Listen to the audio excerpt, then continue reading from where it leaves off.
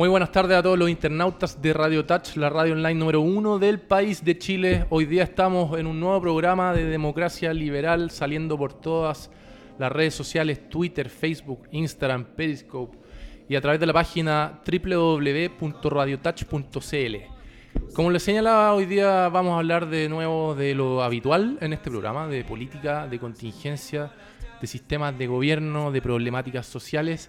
Y qué mejor que tener a un ex subsecretario de Servicios Sociales del periodo del gobierno de Michelle Bachelet 2014-2018, en donde también Juan Eduardo Faúndez es su nombre, lo tengo acá. Muchas gracias, Juan Eduardo, por haber venido. Fuiste director del INJUV en el primer gobierno de Michelle Bachelet. El único director que ha durado un periodo completo. Mira, qué curioso. Sí, interesante y felicitaciones. Eso indica que hiciste una muy buena gestión. Y además, y es por lo cual me interesó de sobremanera poder traer a Juan Eduardo, es director de la Fundación Socialdemócrata. La Fundación Socialdemócrata es una institución de la cual nos va a hablar Juan Eduardo, pero que aborda aspectos de lo que es la socialdemocracia, que estuvo tan en boga en Europa, en los países nórdicos, que sigue estando, por algo Francia también, que no es país nórdico, pero es un país bastante desarrollado, tiene su lema libertad, igualdad y fraternidad o solidaridad. Bienvenido, Juan Eduardo, muchas gracias por haber venido el día de hoy a compartir con nosotros tus conocimientos, tu historia, y bienvenido. Vamos a tener una conversación respecto a la política, y lo primero que te quería preguntar es, tú eres sociólogo, estudiar sociología y tienes un magíster en sociología. Así en Madrid. En la Universidad Complutense. En Madrid, sí. Mira, en la Universidad Complutense.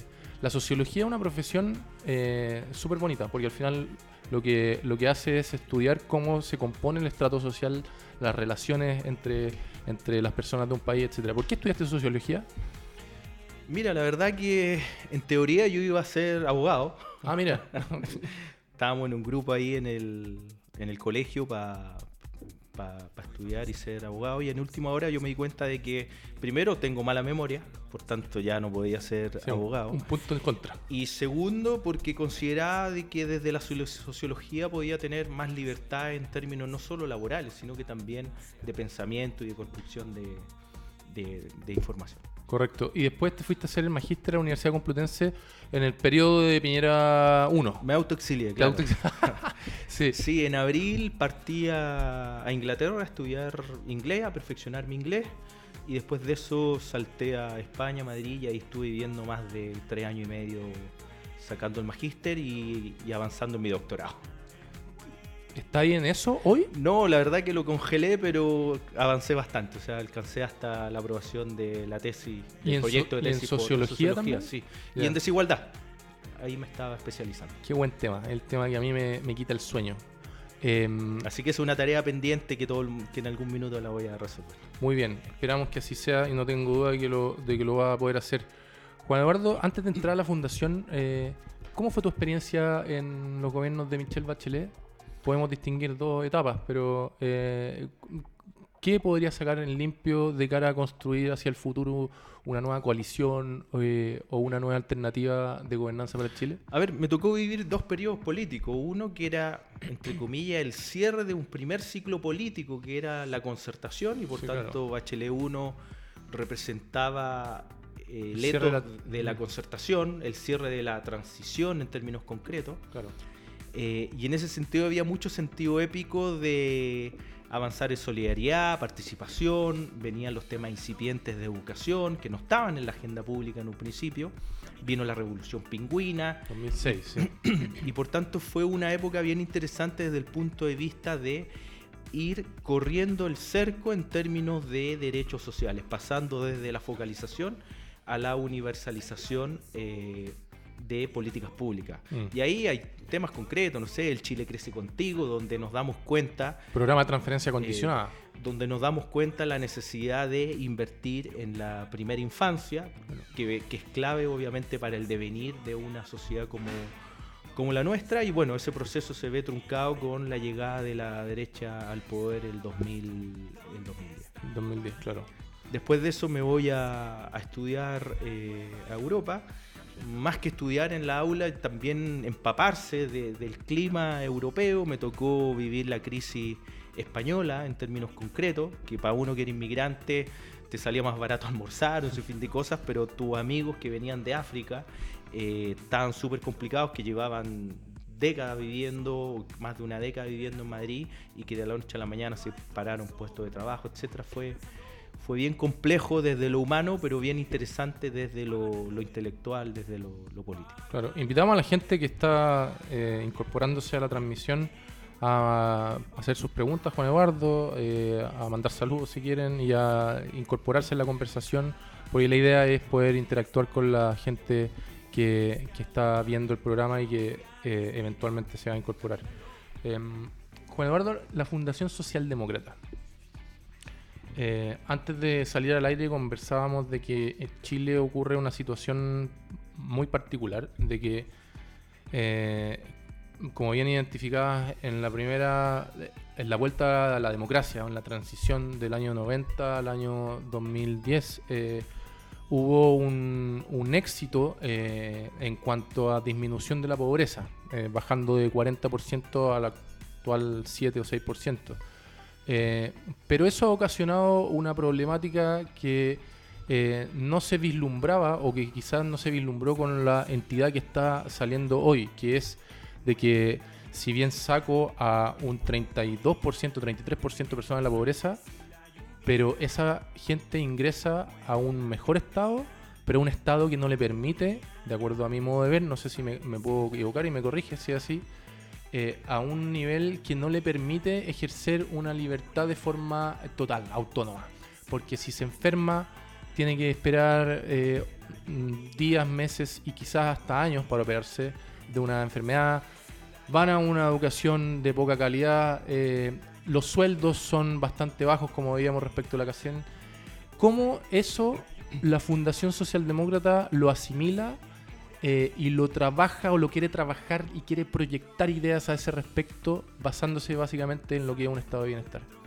A ver, primero te agradezco la invitación de hablar de esto, porque la Fundación Socialdemócrata justamente se funda en este nuevo estado de desarrollo. ¿Cuál es la respuesta intelectual y política que se le da a esta nueva demanda de estos nuevos chilenos?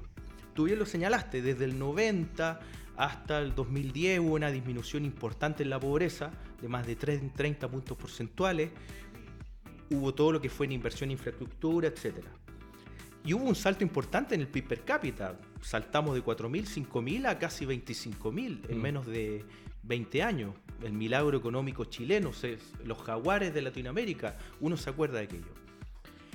Pero el problema de fondo que hubo en este desarrollo es que la desigualdad prácticamente se mantuvo inalterada. Sí, si bien ha bajado, pero se ha mantenido bastante poco. Y la concentración de la riqueza, que desde la colonia a nuestros tiempos siempre fue importante en nuestro país, se mantuvo incólume, inclusive hasta se vio acrecentada, donde también en términos materiales ahora la riqueza es mucho más visible que hace 50, 40, 100 años atrás. Y eso te genera una generación de ciudadanos que ve con impotencia, que ve por la televisión bienes y servicios de consumo que no puede acceder, y que cuando ellos tienen un problema, cuando tienen que tener una atención de salud, no tienen la atención que ellos esperaban. Entonces se te genera una contradicción en términos de el modelo de desarrollo chileno. Es por eso que en la Fundación Socialdemócrata nosotros creemos en la necesidad de instalar la discusión de un verdadero estado de bienestar. La Fundación viene trabajando hace más de 2 años y medio aproximadamente, y ve la luz a fines del año pasado, en términos concretos. Por tanto, somos nuevitos. Y no tenemos ninguna pretensión más allá de, y agradecerte, Rodrigo, que me invite a este programa, de generar una discusión frente al modelo de desarrollo que se viene en nuestro país. Tenemos un pato cojo. ¿Te puedo hacer una pregunta? ¿Qué le responderías tú a una contrapregunta quizás de alguien de centro derecha que te diría, oiga, ¿sabe qué es eso del estado de bienestar? Usted debe rascarse con sus propias uñas y usted debe esforzarse, y en virtud de ese esfuerzo buscar el sueño americano prácticamente. Usted trabajando y trabajando y trabajando y haciendo un negocito por aquí y por allá, usted va a lograr salir de su problema. que dicho sea de paso, yo estoy de acuerdo con esa tesis, pero esa tesis deja de lado la otra mitad del segundo tiempo del partido. ¿Cómo tú podrías explicarle a una persona que eso no estaría bastando? Yo creo que más que el segundo tiempo, el primer tiempo, que es la igualdad en la competencia. Porque si tú tienes un niño o niña que tiene una educación X, que tiene una red social X, no puedes comparar, por más que el otro se saque la mugre trabajando, que pueda igualar la condición de aquel que fue favorecido desde la cuna. Y en esa perspectiva, desde una perspectiva, valga la redundancia, socialdemócrata, el estado de bienestar lo que permite es emparejar la cancha. Entendemos que hay seres humanos que tienen una visión, tienen un esfuerzo, otro esfuerzo, pero a ver, exijamos mínimo para que el inicio de esta carrera sea más o menos igualitaria. Claro, y cuando tú ves los resultados de la PSU, de los colegios que valen casi $1.000 versus lo gratuito, y ves la diferencia sustancial en términos de preparación, claramente ahí te das cuenta que no hay una cancha pareja. ¿Y qué le dirías también a este hipotético, le vamos a poner Juan? Juan está acá, un amigo de la centro derecha, y te dice, sí, el esfuerzo individual es el que permite, y ese estado de bienestar, usted me está hablando de Venezuela. Usted me está hablando, estoy caricaturizando, estoy llevando un extremo casi ridículo. Por eso traje un gráfico para explicar aquí. Pero, ¿por qué me habla de estado de bienestar? Eso es propio de países socialistas. Y eso no es tan así.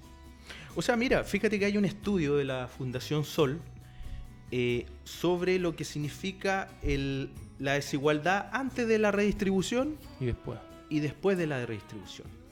Y fíjate que nosotros que vemos a Estados Unidos como la cuna del capitalismo, Estados Unidos, y aquí lo quiero mostrar, tiene una distribución mejor antes de ingreso o, bueno, lo voy a explicar porque no se va a ver muy bien. Sí. Fíjate tú que Chile tiene un Gini de 0.50 antes de la redistribución. Después de la redistribución tiene 0.47, 0,3, o sea, 0,03, claro, nada. Estados Unidos tiene 0,51, es decir, está igual, casi igual que Chile, pero después de la redistribución está en 0,39. Entonces, es un error pensar que la importancia del Estado y la redistribución y la carga impositiva no ayuda a emparejar la cancha. Poniéndote un ejemplo concreto con Estados Unidos, porque si te pongo un ejemplo con el Reino Unido es 0,56, 0,36, las brechas son mucho más altas. Si te pongo a Noruega, te pongo a Suecia, son mucho más altas con Estado o sin Estado. Te pongo el ejemplo de Estados Unidos, porque siempre los neoliberales los que nos plantean son las políticas económicas norteamericanas, etcétera. Bueno, Norteamérica tiene un papel del Estado mucho más preponderante en la redistribución en base a el rol del Estado en la sociedad. Entonces, nosotros cruzamos la frontera en términos del neoliberalismo mucho más allá que Estados Unidos. Hay una anécdota de los 80, que bueno, la de saber, cuando viene el fundador de la escuela de Chicago y ve a los vendedores ambulantes y se refiere a ellos como emprendedores. Y yo te pregunto, ¿un vendedor ambulante es un emprendedor o es lo que le tocó? Sí. Porque hay diferencias notables entre el concepto de emprendimiento y entre el concepto lo que me tocó. Y de esa perspectiva, entender una sociedad acéfala sin la mano del Estado o de un organismo superior que te ayude a mitigar desigualdad en un caso chileno es casi difícil. Por ejemplo, hay un estudio de Clarissa Hardy que habla que más de la mitad de los chilenos son vulnerables. Y tú me dices, ¿pero cómo? Si menos del 7% son pobres en Chile.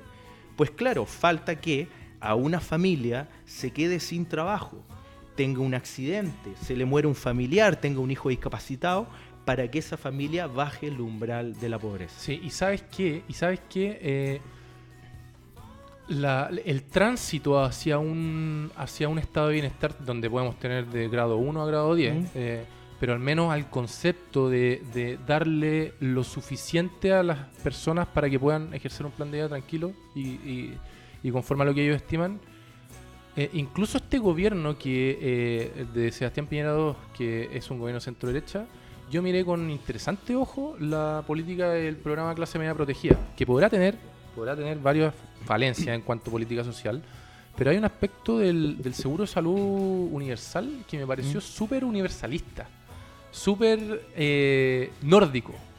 Y me alegra eso porque no obstante tengo muchas diferencias con lo que es un pensamiento de Estado, mercado, centro-derecha, pero entiendo de que de que vamos avanzando hacia lo que la Fundación Socialdemócrata está promulgando. No, exacto, Rodrigo. Mira, yo creo que no hay que también ser un crítico acérrimo a todo. Hay un punto que hay que conceder, que es que instala la discusión de cómo nos hacemos cargo de la clase media. Ahora, otra cosa, a mi juicio, y Mirko Macari en su programa lo dijo, mi amigo Mirko, de que esto era como un pescado envuelto con otro envoltorio, pero era el mismo pescado, señalando en un símil de que este es un cúmulo de políticas públicas ya existentes, salvo el seguro, salvo ese, sí, que pretende dar una señal más bien comunicacional que de fondo. Porque si nosotros queremos resolver de verdad la entrega de bienes y servicios de mejor calidad, llámese hasta la subvención escolar para los jardines infantiles, estoy metiendo todo en el saco, con plata se compra un huevo. Y la pregunta es, ¿cómo financiamos este plan que permita ampliar cobertura? Cuando nosotros creamos con Heidi Werner, la ex subsecretaria de Evaluación Social, el registro social de hogares, era generar un instrumento que te sacara una buena fotografía para ir, en base al crecimiento económico del país, en base a tener mejores y más arcas fiscales, poder entregar mucho más beneficios a la población. Tú fuiste subsecretario de Servicios Sociales. ¿Cuánto impacta el crecimiento económico en la mejora de estándares sociales para la gente más vulnerable? O sea, negar que no impacta es una falacia. Efectivamente impacta, y principalmente impacta en el empleo. Ahí está la clave. Y tú sabes que en una sociedad sana lo principal es tener el empleo. Ahora la discusión es qué clase de empleo, porque cuando discutíamos en off antes, cuando tienes que el salario mínimo son 300 lucas, yo te contrato, obrero, a ti de la construcción, 300.000 pesos. Y tú tienes tu mujer y 2 hijos más. Que tu mujer se queda en la casa y tus 2 hijos los cuida la mujer. Tú sabes que la línea de la pobreza en Chile para un hogar de 4 personas es 417.000 pesos.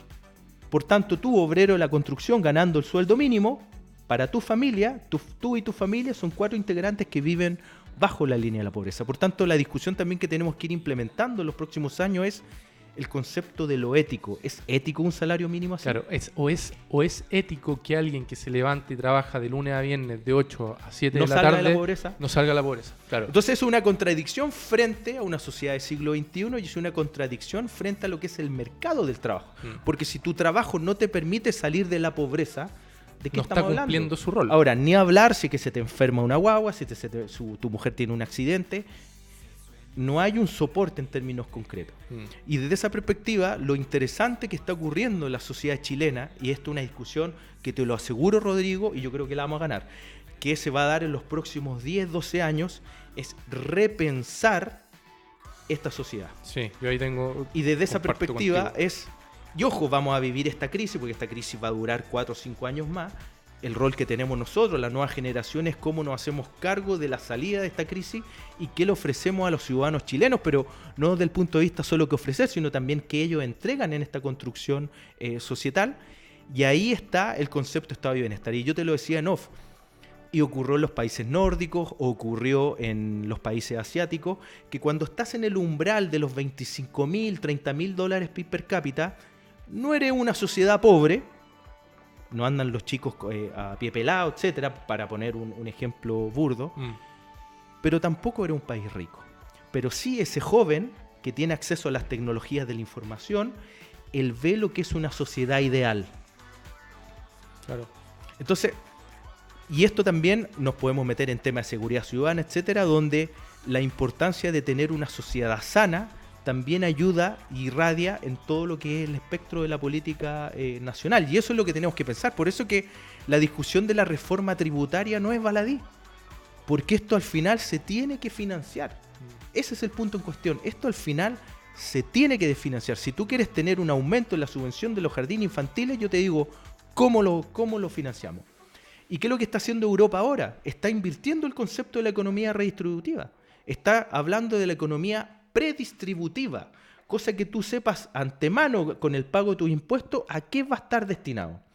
Nosotros como fundación estamos propiciando un proyecto muy sucinto que tiene que ver con este concepto, en donde, por ejemplo, si a tu vehículo tú pagas 100.000 pesos al año, ¿no es cierto?, por el permiso de circulación.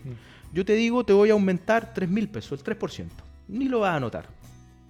lo hacemos a todo el parque automotriz, tienes más de 17.000 millones de pesos. ¿Qué es lo que proponemos nosotros? Que en una lógica predistributiva, te voy a meter al bolsillo, son solo 3 lucas, a lo mejor no te das ni cuenta, pero tú vas a saber que esas 3.000 pesos van al financiamiento de las oficinas locales de infancia o a la subvención escolar. Te pongo un ejemplo bien burdo.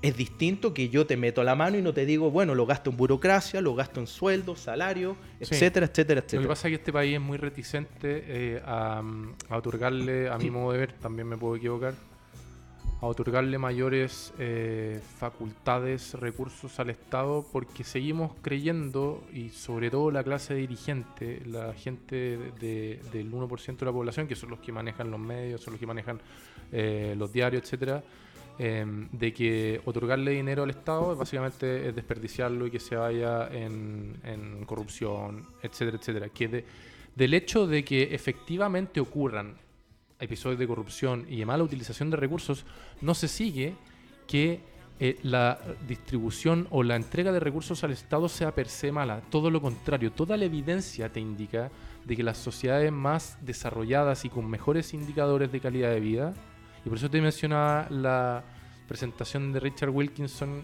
que te lo voy a mandar por WhatsApp, de cómo la desigualdad económica perjudica a sociedades. Él demuestra con diversos indicadores de que los problemas de obesidad, de drogadicción, de alcoholismo, de personas en prisión, de no confianza en el uno en el otro, de mortalidad infantil, no están asociadas al ingreso económico, están asociadas a la distribución económica.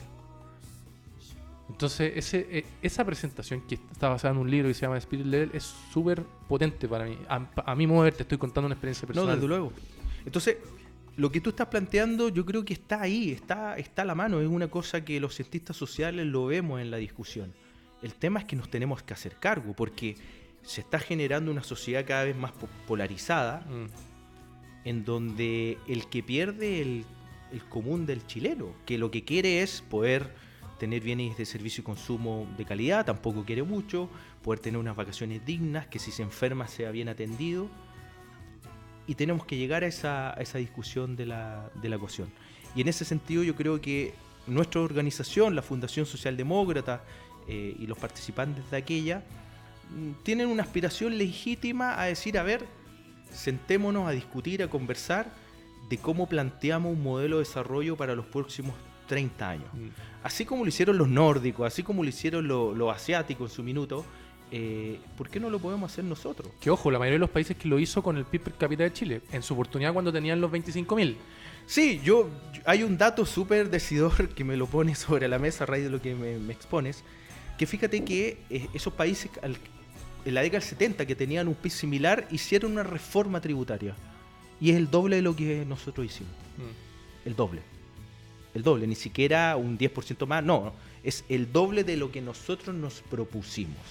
Claro. Y desde esa perspectiva hay una deuda, o sea, basta de que tú llegues del aeropuerto, tomas un vehículo, pasa por Cerro Navia, Renca, después llega a Vitacura y te das cuenta de que aquí hay dos Chiles. Fíjate que aquí en Santiago tú puedes vivir en un país nórdico, no voy a decir las comunas para no ofender, Sector Oriente. Bueno, pero tú puedes pescar tu vehículo por la avenida Vespucio en no más de 15, 20 minutos y estás viviendo en un país con estándar africano. Literal, en el mismo espacio, en menos de 20, 25 kilómetros cuadrados. Entonces, eso también nos tiene que llevar a la reflexión de que, hasta instrumentalmente te lo digo, la clase pudiente por ahí debe entender de que un desarrollo armónico también le permite, hasta si lo vemos instrumentalmente, ahorrar en seguridad. Porque si tú tienes un chico o chica que tiene posibilidades de desarrollo, de trabajo, de surgir para obtener bienes y servicios de consumo, en lo más liviano, lo más básico, no va a optar por la delincuencia. Y el empresario va a tener mano de obra más calificada que va ganamos a permitir, todo. Y ganamos todo, claro. El punto es que ahora sale el índice de competitividad, el índice de cuánto el mundo privado invierte en tecnología en Chile y en investigación, y tú te das cuenta que está en el ranking 130, de 134. O sea, sea un tirón de oreja. Entonces tú tenías que tenía una clase empresarial que se quedó en el extractivismo. Sí. Exacto. no en la innovación. Y al final eso le va a afectar a él, o a lo mejor a él no, a su hijo, a su nieto, que ya no va a brindar de los beneficios económicos sociales. Entonces, hay un ejemplo que me dieron tiempo atrás que es súper decidor, que tiene que ver con el uso del smartphone. Un chico de 15 años que no tiene un smartphone, ¿está dentro del sistema o está fuera del sistema? Fuera del sistema. ¿Cuánto vale un smartphone como este? Bueno, este es un iPhone, este es más caro, pero ¿cuánto vale un smartphone término medio? 300 lucas, 400 lucas, más el plan, que el más barato te costará 15 lucas. Claro. Yo te pregunto a ti, un chico de una población, ¿cómo accede a este smartphone que le cuesta 15 lucas mensuales más las 300 Deuda. lucas deuda Pelando. o que compra uno que fue pelado? Claro. Receptación. Entonces, nosotros tenemos que preocuparnos también de ese fenómeno, es decir, hay una sociedad nueva que requiere acceso a bienes y servicios de consumo legítimos, tecnología, pero démosle los estándares para que su papá tenga un sueldo digno, que tenga una estabilidad laboral, que ese chico tenga una educación de calidad que le permita dar un salto. Si eso es lo que nos está pasando en nuestro país. Cuando hablamos de, y tú lo señalaste, que el ingreso promedio en Chile es menos 600 lucas. Menos de 600 lucas. Nosotros somos favorecidos del sistema. Así es. Cerca del 80% del país gana menos de 500.000 pesos mensuales. Entonces, ahí desde esa perspectiva, ¿qué es lo que ha hecho el mundo desarrollado en los países socialdemócratas? O hablamos de los países que promueven un estado de bienestar. Generar pisos mínimos. Ok, yo te voy a brindar una sala cuna de calidad, un jardín infantil de calidad para que te estimule, un colegio de calidad, una universidad gratuita de calidad, no que te dé títulos truchos, y te doy las herramientas para que tú salgas adelante. Te puede ir bien y puedes ser muy exitoso, o te puede ir mal pero vives con dignidad. Claro. Ese concepto no es menor, el concepto de dignidad en la construcción de esta nueva sociedad chilena. Y para eso nosotros estamos trabajando. ¿Y qué están haciendo firmemente. actualmente como fundación? Están como una especie de centro de pensamiento, están generando conocimientos, están haciendo charlas, actividades, ¿de qué tipo? Bueno, a ver, la actividad pronta que se nos viene, pues tú sabes que la socialdemocracia emerge del movimiento obrero, que también este es un movimiento obrero nuevo, con el nuevo acceso al trabajo, las nuevas tecnologías de la información, te genera también trabajos distintos, la robotización, etcétera. Una de nuestras directoras de estudios, Pamela Martínez, va a lanzar ya el 27 de junio, o sea, en 3 semanas más, su libro sobre sindicalización en Chile, donde nos va a acompañar la presidenta de la Comisión del Trabajo, y vamos a lanzar esto y más bien vamos a generar un seminario de discusión frente al nuevo trabajo, a la precarización del trabajo y cómo nos hacemos cargo de eso, cómo el Estado se hace cargo De los nuevos desafíos. de los Rappi, de los Uber, de los Uber Eats, Claro. que son cabros que quieren trabajar, quieren recibir ingresos legítimamente, pero en un estado precario, y cómo el Del Estado reemplazo de la mano de obra por tecnología. y cómo el Estado se hace cargo de una manera concreta de brindarle estabilidad a esa persona que se diversifica. Mm. ¿Te das cuenta, no? Y eso lo vamos a hacer ahora el 27. Y luego de eso tenemos un ciclo de charlas socialdemócratas con distintos actores, Ernesto Tone, Sergio Vitar, que ya son los dos confirmados, para conversar con cupos limitados, lo vamos a mandar por internet, para tener conversaciones ya selectivas con respecto a cómo vemos la sociedad chilena, cómo ven el estado de bienestar, etcétera, y también a generar un feedback con respecto a eso. Y finalmente, dentro de este pool de actividades que estamos generando, no finalmente, me falta otra, finalmente es el ciclo de economía keynesiana pro estado de bienestar, qué es lo que es, qué se entiende, cómo la nueva economía se hace cargo de este proceso, cómo se construye un estado de bienestar, porque suena muy lindo que entre los dos digamos, no, estado de bienestar, educación gratis, salud, etcétera, etcétera. Sí. La pregunta es cómo se llegamos financia, allá? qué política pública se hace, etcétera, y eso lo vamos a hacer en el ciclo de economía. Y finalmente un tema que nos interesa bastante y que estamos propiciando y ya estamos en la discusión en el Senado, es el monumento a Olof Palme, que está ya en su segundo trámite constitucional, está en la comisión en el trabajo que lidera La Torre, que ya nos comunicamos con él, para que lo pongan en prioridad y pueda ser aprobada en junio, y esperamos ya que en los próximos meses sea aprobada la posibilidad de que Olof Palme, uno de los fundadores de la socialdemocracia sueca en el mundo, precursor de este modelo, pueda tener su monumento en Chile y nosotros podamos en base a eso generar una serie de actividades de la Semana Socialdemócrata, etcétera, en los próximos años. ¿Dónde están funcionando, Juan Eduardo? Nosotros ahora momentáneamente estamos en un sindicato, estamos asociados con un sindicato. Y la verdad que nuestras actividades más bien se centran en fundaciones, invitaciones que nos hacen, auditorios, actividades, etcétera. Y tenemos una página web, fundacionsocialdemócrata.cl. Sí, hay un tema que ojalá pudieran abordar en alguna oportunidad en los ciclos de desarrollo de charlas de la Fundación, que es la relación entre delincuencia y desigualdad. En donde es súper curioso de que se pide por una parte del país que podría entenderse que es mayoritaria porque eligió al presidente Piñera, de que creen en esta teoría. Saludamos a la oficina Rettig Abogados, auspiciador del programa Democracia Liberal. Viene un tanto recomendado de cerca esa oficina, pero está confiando en el programa la gente ahí que no está viendo desde la casa, desde la oficina. Derecho penal, insolvencia y derecho laboral. Las personas creen de que la teoría individual permite el desarrollo del país. Creer en la teoría del chorreo, básicamente, y el esfuerzo individual, que reitero que yo en una mitad sí creo en ella. Y al mismo tiempo piden más penas duras para la gente que comete ilícitos. Y no se dan cuenta, o la casta política no ha logrado informar de buena forma de que la causa que genera la delincuencia no se va a resolver con más individualismo, sino que con más solidaridad.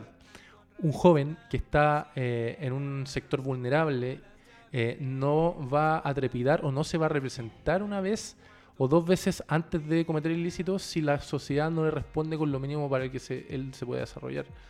Entonces es súper interesante la relación entre desigualdad y delincuencia, porque están estrictamente relacionadas la una con la otra, y puede ser incluso un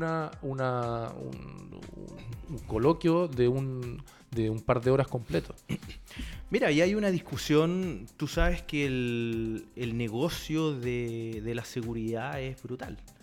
Por tanto, cambiar también el eje de la discusión frente a que hay grupos económicos que les interesa el negocio de la delincuencia, si lo vemos desde el punto de vista de la seguridad, es brutal. Chile tiene una de las tasas más altas del mundo en términos de per cápita en las cárceles. Y por tanto esto no se resuelve con más cárceles en nuestro país. La solución es brindar oportunidades para que esos chicos o chicas no caiga en un acto delictual, que tenga las posibilidades de desarrollarse, que legítimamente, si él quiere tener una zapatilla Nike de última moda, pueda tener el acceso a bienes y servicios de recursos que le permita eso sin tener que delinquir, lo que yo te decía del móvil. Sí, pero ahí los demócratas, socialistas demócratas o los demócratas liberales tenemos un problema, que la solución que sabemos tiende a ser la correcta es de muy difícil percepción por la comunidad. Y llega un José Antonio Cast, a decir de que no, hay que meterlo a todos a la cárcel, y la gente tiende a decir, oh, eso es correcto. Entonces hay un desafío de cómo comunicamos lo que sería técnicamente deseable para superar un problema social. Mira, qué bueno el punto que planteas, porque esto no se resuelve con extremos. Esto se resuelve con diálogo y con la generación de acuerdos basales. Por eso que nosotros los socialdemócratas creemos en la política de acuerdo, de mínimos comunes. ¿Y cómo vamos a resolver el tema si tú estás en la vereda del frente y no conversamos y no resolvemos? El tema de pensiones, educación, delincuencia, etcétera. Explícame tú cómo los muchachos del Frente Amplio votan en contra de la ley de portonazo. Está bien, hay que apelar a los derechos humanos y todo, pero aquí estamos hablando de delitos flagrantes. Claro, que tienen alta connotación porque un portonazo se roba a alguien que tiene un auto de alta gama, no a un pobre. Pero es delincuencia al fin y al cabo. Y date cuenta el fenómeno que se ha dado, que las comunas más ricas que han invertido en tecnología ya no hay tanto portonazo y ahora tenemos en la Florida, en las comunas de ingreso medio, la Florida, Maipú. Efecto globo. Exacto. Aprieto en un lugar y se me va para el otro lado. Y te das cuenta que no has solucionado el problema.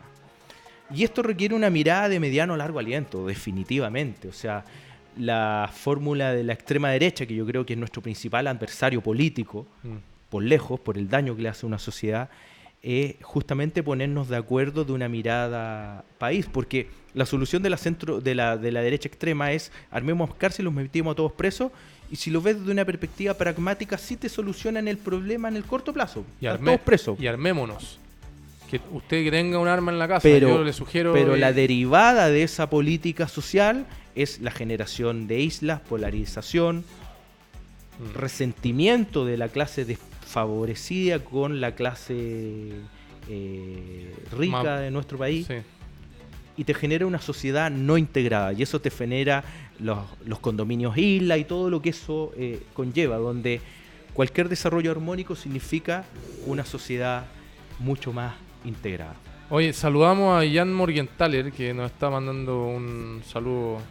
Él fue candidato a concejal por el partido Evópoli. Le mandamos un saludo a Jan, grande Jan. Estamos con Juan Eduardo Faúndez, director de la Fundación Socialdemócrata, conversando sobre política y contingencia en un día que parece que se está cayendo el cielo con la lluvia. Pero a veces, a rato. Estamos con audífonos y con música y escuchándonos nosotros, y estoy escuchando cómo se está cayendo el techo, Maxi, ¿eh? Y yo me tengo que volver después caminando al metro. Cosa... Bueno, esperemos que se termine la lluvia. Oye, Juan Eduardo, ¿tú estás militando en el PPD actualmente? Sí, sí. ¿Cómo está la interna? Mira, para serte bien sincero, nosotros, la Fundación Socialdemócrata, del cual yo soy el presidente, no todos son militantes del PPD, hay que señalarlo. Hay mucha gente independiente, más bien más independientes que militantes, es una fuerza más ciudadana, participativa. Me tocó participar en la discusión del PPD en su redefinición. Nosotros llevamos una postura que tenía que ver con que una centroizquierda moderna debía involucrarse en dinámicas de bienestar y de redistribución. Y al final, la declaración final fue más bien todos quedan contentos. ¿Cuál versión triunfó ahí?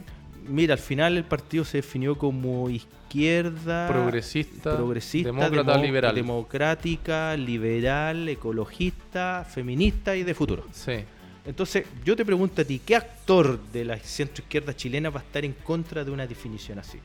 Ninguno. El punto es... El más extremo quizás con lo liberal podría tener problemas. Claro, pero y el que explica se complica, porque ahí tuvieron que salir a decir, no, liberal solo en lo social, pero no en lo económico. Yo creo que ahí hubo un error desde mi punto de vista, desde nuestro punto de vista, hubo un error de la conceptualización de la definición. Nosotros hubiéramos pretendido mejor emancipadora, algo que fuera mucho más afín a aquello. ¿Cómo tú ves el rearme de la centroizquierda? Eventuales alianzas entre yo idealizo desde Ciudadanos hasta el Partido Radical, incluso el Partido Socialista, como un conglomerado nuevo, en donde personalmente creo que deberían dejar al Partido Comunista de lado. El Partido Comunista ha sido un lastre, a mi modo de ver, para la nueva mayoría, o lo fue, y fue una de las causas que generó el fracaso de ese conglomerado político. Mira, yo te lo planteo... Opinión a título personal. No, yo te lo planteo de la siguiente manera. Con la reforma al sistema electoral vuelve la tesis de Garretón de los 3/3 de la política. El binominal desaparece y se generan 3/3 en la política chilena, que todavía está en rearme, desde luego. Nosotros apostamos a liderar el segundo tercio. Desde el punto de vista de la alianza entre la centroizquierda chilena, la socialdemocracia, el socialcristianismo, los liberales, desde una perspectiva de plantear una alternativa país. Y que exista cada uno con su definición y que la izquierda tenga su agrupación legítima y que en el caso de una segunda vuelta presidencial se toman acuerdos programáticos para evitar, desde mi punto de vista, que la derecha y la derecha extrema llegue al poder. Porque entendemos, y así lo ha demostrado la historia republicana de Chile, de que estos conglomerados políticos, cuando llegan al poder, legislan para quienes para que ellos ostentan el poder económico, y eso está así demostrado desde la colonia hasta nuestros tiempos. ¿Cómo es la elección del Cuando, 2022? por ejemplo, pasó desapercibido que uno de los primeros decretos fue la exención tributaria a las propiedades de alto ingreso en nuestro país, que significó más de 4.500 millones de pesos que el Estado dejó de percibir porque las viviendas superiores a 15.000, 10.000 UF, 15.000 UF, no tuvieran el gravamen que estaba estipulado, y eso se sacó por decreto, y eso no lo supo nadie. ¿Y qué podríamos haber hecho con 4.500 millones de pesos? Bueno, 4.500 millones de pesos cuesta actualmente el programa de personas en situación de calle. Mira qué poca cosa. Sí. ¿Te das cuenta, no? Entonces, lo que debe entender no solo la ciudadanía, sino que también nuestra clase política, que debemos trabajar de manera mancomunada para generar una propuesta país integradora.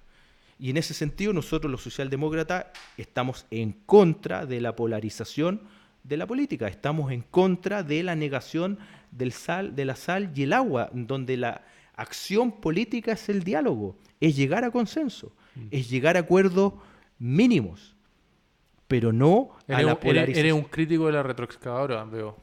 O sea, yo creo que ahí hubo un malentendido con Jaime en su minuto. Él hablaba de que efectivamente había que barrer con los cimientos del neoliberalismo. Con la lógica que operaba en la educación pública chilena. Es que se pasaron 3 pueblos con el diagnóstico. No, desde luego, pero sí en cualquier, y esto está demostrado, hay 2 cosas que te resuelven el problema de desigualdad y desarrollo en un país: la educación y la calidad del trabajo. Sí.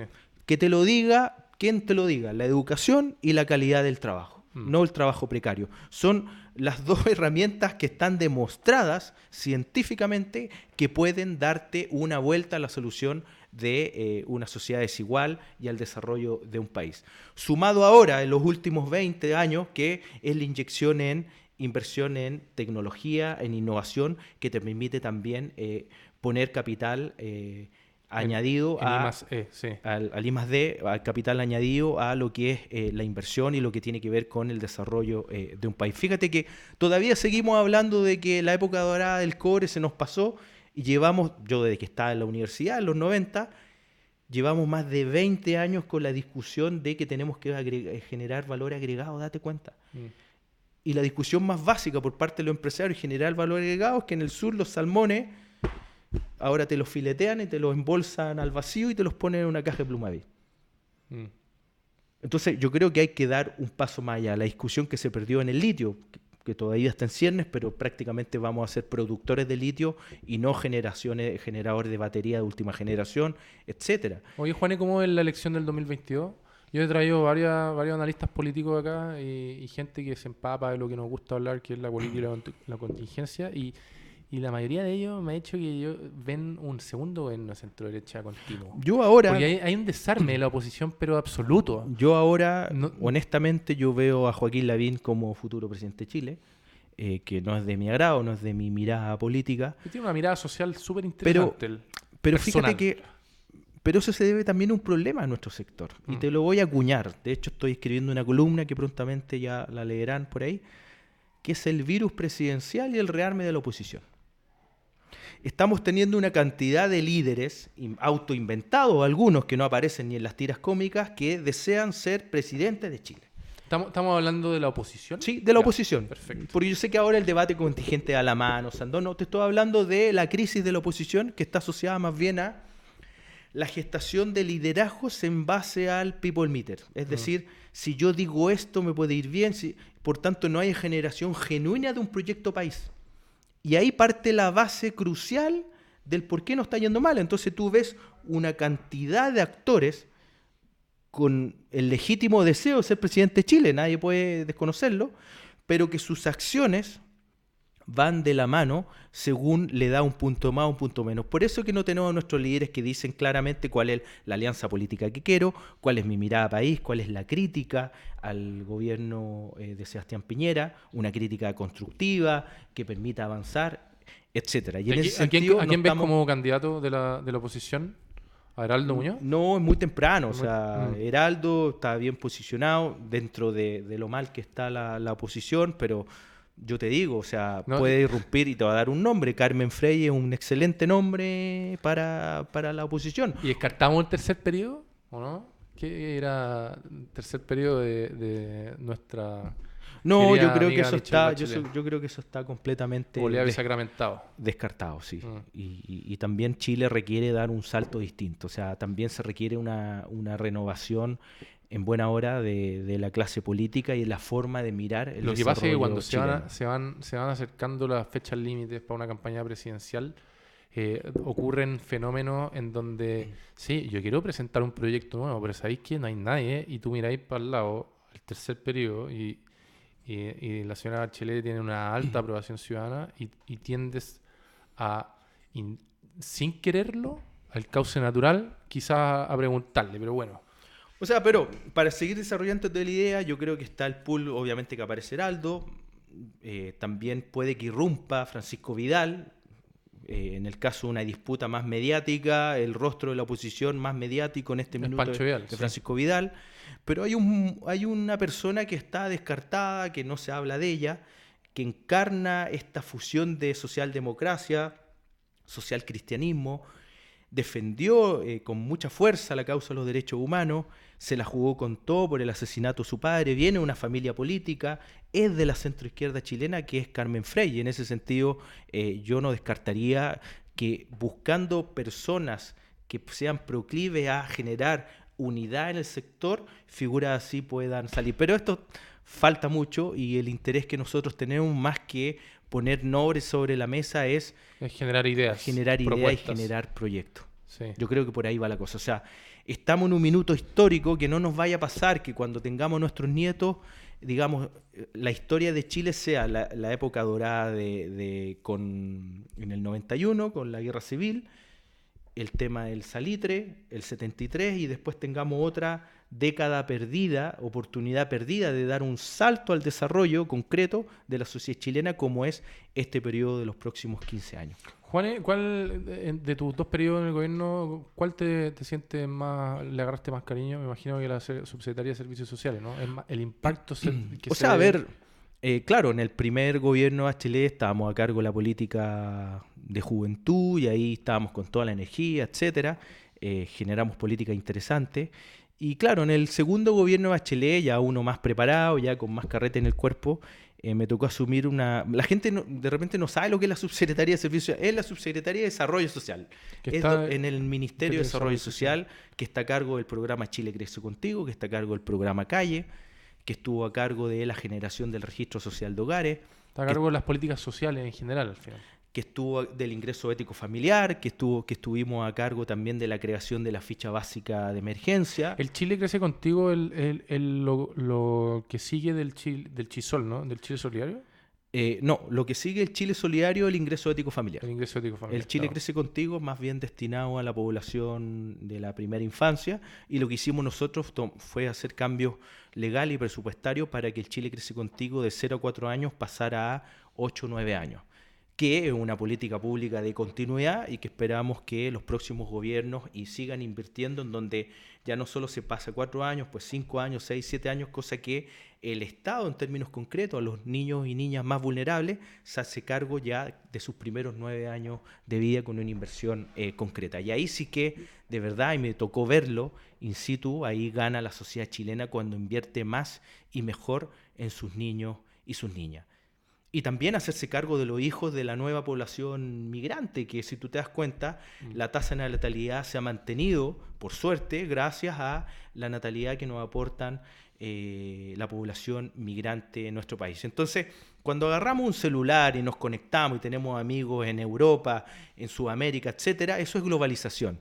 Y globalización también significa construir una sociedad global, donde el fenómeno migrante es parte de nuestra sociedad. Sí, por supuesto. Y aparte hay una errada percepción en algún sector que piensa que el migrante es gasto para el país, y no observan de que, independiente que sea una mirada nulamente humana, al final la ecuación matemática, leía a una persona que escribía en Twitter que sabe de este tema, es que lo que deja un migrante viviendo en Chile a través de impuestos es más de lo que el Estado gasta en él a través de las políticas sociales. Pero no solo eso, sino que un migrante que toma una decisión de salir de su país, ir a otro territorio, él va dispuesto a jugársela, a trabajar duro, a sacarse la mugre, a aportar en la sociedad en la cual lo va a acoger. Y el rol de los que estamos acá es generar las condiciones mínimas para poder brindar los mínimos necesarios para que ese migrante pueda tener condiciones de vida adecuadas. Y aparte no olvidar que nosotros estuvimos, la vida es cíclica. Chile fue un país que tuvo obligadamente que mandar muchos nacionales, o muchos nacionales se tuvieron que ir. Y imagino que son agradecidos de los países en donde llegaron y fueron bien recibidos. Entonces ahora dar la vuelta, la mano a la gente que llega a nuestro país me parece que es Por una eso mala que forma de nosotros retribución. acuñamos los deberes éticos de una sociedad socialdemócrata. Mm. Un deber ético es acoger al migrante, un deber ético es tener un sueldo mínimo superior a la línea de la pobreza por un hogar de 4 personas. Un deber ético es saber que mis impuestos ayudan a algo. Sí. ¿Te das cuenta, no? Porque esta solidaridad de la aspirina que le llamo yo, que el capitalismo salvaje es muy crudo en eso y se sabe manejar muy bien, donde tú dejas tu vuelto. Y que tu vuelto, ¿qué? Son 3, 8 pesos, tú te vas con la sensación humana de que donaste algo. Claro. Por favor, ¿qué financias con un vuelto de 7 o 9 pesos? Yo te pregunto, ¿qué se financia? No se financia prácticamente nada. Sí. Sino que también lo que nosotros queremos apelar es la necesidad de que esta sociedad chilena se sienta comprometida a aportar no solo al desarrollo de tu entorno, sino que de la sociedad en la cual vives. Y ahí te vas a Y ahorrar. de la cual eres parte. Te ahorras cámaras de seguridad, te ahorras caminar libremente por Santiago o por Chile, y ver también que hay una sociedad mucho más sana. La cohesión social, que es un término que me gusta bastante y que es vilipendiado por otras personas, es parte relevante de la vida en comunidad. Sentirse partícipe, sentirse que uno pertenece. El hombre siempre está buscando pertenecer a algo, al grupo de amigos, quiere pertenecer al grupo de la pega, quiere pertenecer al equipo de fútbol, etcétera. Y a nivel macro, sentirse que uno pertenece a un país y que ese país le retribuye con los estándares que permitan desarrollar una vida buena, es un elemento súper determinante. Pero lástima que hay gente que no cree en eso y que cree estrictamente en una teoría individualista de lo que es la vida en comunidad. Sí, pero ojo, que esas personas, cuando el problema les llega de manera abrupta y violenta frente a sus caras, cambian su percepción y muchas veces ya es demasiado tarde. Y en ese sentido creo yo que tenemos una oportunidad histórica de este estadio de desarrollo que estamos viviendo, este ciclo societal, que yo creo que hay que darle la vuelta. Porque aquí hay dos lecturas. Una, la catastrófica, que caemos en populismo o extrema derecha, o la optimista, que es la que me encuentro yo, que es que podemos construir en conjunto un modelo de desarrollo que nos acompañe en los próximos 20, 30 años, porque lo que yo no quiero, por lo menos, que cuando ya sea viejo, me dé cuenta de que no trabajamos por darle un giro a lo que requería la sociedad chilena y ya sea irremediable y perdimos la oportunidad histórica de tener una sociedad mucho más sana. Sí, y se ve mucho esta dinámica de que tú señalabas de cuando le llega a uno el problema y se pone en la otra mirada, en la otra cara del problema, el tema de comisión de ilícitos. Siempre se habla del delincuente como que uno nunca fuera a verse en una situación de ese tipo. Entonces se piden las penas del infierno, se habla de los jueces garantistas, ¿qué es este garantismo? Y cuando a uno le meten una calumnita por ahí que dicen de que cometiste un delito y eso es falso, ahí se acuerdan o cuando estamos en un contexto de delito económico de cuello y corbata, y están a punto de irse a la cárcel, ahí nos acordamos de lo que es el garantismo. Claro, cuando tú No, desde luego, pero te pongo un ejemplo concreto. El chico que falleció en San Miguel hace algunos años atrás porque vendía celular, Sí, pirata, claro. CD pirata. ¿Cuánta evasión de impuestos? Pongámosle que tenía una caja gigante, tenía 100 CD. A 100 pesos el CD, ya 18 pesos, no sé, eran 1.800 pesos, 18.000 pesos que evadía de impuestos en un mes. Y murió en una cárcel cancinado. Y te das cuenta, en paralelo, evasiones de impuestos monstruosas y gigantescas que terminan con una clase de ética. Entonces también tenemos que generar y evitar no solo las desigualdades económicas, sino que también desigualdad desigualdad democrática, judicial y en todo ámbito. Y por tanto nos caemos siempre en el baladí de la discusión de desigualdad solo en términos económicos. Sí. Cuando hablamos de desigualdad tenemos que mitigar la desigualdad no solo en lo económico, sino que en todos los aspectos de la sociedad. Ahí hay una autora que, de hecho, el libro Liberalismo en tiempos de cólera de Andrés Velasco y Daniel Brieva, que me lo terminé la semana pasada y el cual te comentaba en off, ellos van por la igualdad democrática. La igualdad o combatir la desigualdad económica es parte del PAC, pero el PAC titular, el logo principal es abogar por la igualdad democrática. La igualdad democrática es una igualdad de trato, es una igualdad en la justicia, es abogar por no mirar en menos a nadie y de que básicamente la persona que vive desde la dehesa hasta el último pueblo, rincón de Chile, sean iguales en dignidad. Y llegar a ese objetivo es lo que abogan en ese libro, y particularmente esta autora que es súper interesante, Elizabeth Anderson. Juane, nos quedan 3 minutos. Te quería agradecer mucho por tu presencia el día de hoy, tu conocimiento, tu historia, agradecerte tu venida y invitarte a que sigas en esa senda, porque la gente que trabaja por lo público, por ideas que permitan ayudar a la comunidad, son personas que valen mucho, y que ojalá los jóvenes pudiéramos empaparnos más en esto y preocuparnos de lo que es la vida en comunidad y sentirnos que pertenecemos a un solo todo, y que mientras a todos nos va mejor, nos va a servir a toda la comunidad. No, yo te agradezco la invitación y decirte que yo también soy un producto del esfuerzo de mis padres. Yo soy de Lo Prado, la comuna de Lo Prado, nacido y criado ahí, y por tanto soy un agradecido de las oportunidades que se me han dado, sobre todo estar acá también, ¿cachai? Y yo creo que el rol ético de personas como uno, con una historia de vida particular, es tratar de devolver la mano. Y la acción pública, por más que está denostada, etcétera, créeme que yo hice mucho más como subsecretario de Servicios Sociales que como voluntario en una fundación X. No quiero desmerecer el trabajo de los voluntarios en una fundación, sino que más bien lo que quiero señalar es que aquí se requieren políticas sistémicas que vayan al fondo de la cosa para resolver un problema en conjunto. Así es, y no se olviden de la Fundación Socialdemócrata, www.fundacionsocialdemócrata.cl. Es una fundación que yo creo que va a dar mucho a hablar. La sinergia del país va a tender hacia que tengamos que discutir de socialdemocracia del siglo XXI, que no se confunda por aquellos que van a empezar a hablar de marxismo, ni de socialismo, y de Venezuela, etcétera. Así que te felicito, Juane, por tu pega y por la fundación. Y te dejo invitado para cuando quieras. Podemos hacer un debate, podemos invitar a más gente a la misma fundación. Podemos armar algo en conjunto, y la socialdemocracia del siglo XXI también apela al ecologismo, donde la globalización implica de que el que me está contaminando en Beijing me está afectando directamente a mí, y eso requiere también una mirada que excede ya el Estado-Nación, que eso es lo interesante de esta socialdemocracia del siglo XXI. Es una socialdemocracia que entiende un fenómeno global donde lo más concreto es la mirada ecologista. Así es. Bueno, muchachos y muchachas y muchaches, todos los que nos están viendo y los que nos verán después en grabación en YouTube, en Facebook y en todas las redes sociales, les damos las gracias por haber escuchado un programa más Democracia Liberal. Maxi Prieto, muchas gracias por el apañe tecnológico, y nos vemos el próximo jueves en un nuevo programa de Democracia Liberal de 18 a 19 horas aquí en Radio Touch, la radio online número 1 de Chile. Buenas tardes. Chao, gracias.